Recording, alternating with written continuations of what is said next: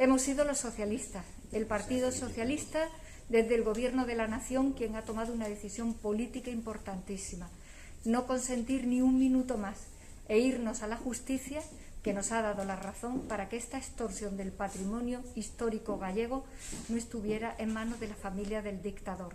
Son los compromisos socialistas por la memoria democrática los que han dado este paso y los que consiguen este logro para Galicia y para España.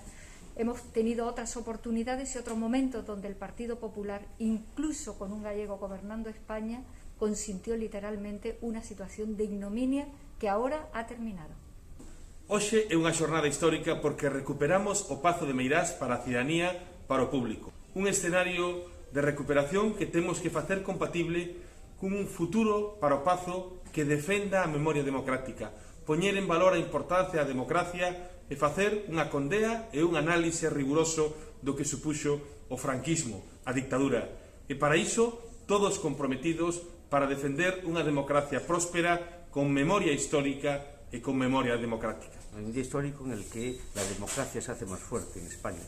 Se recupera lo que fue un robo a todos los españoles, un gobierno que ha hecho de la memoria histórica un ejemplo de democracia y de responsabilidad con todos los españoles, pues lo ha cumplido.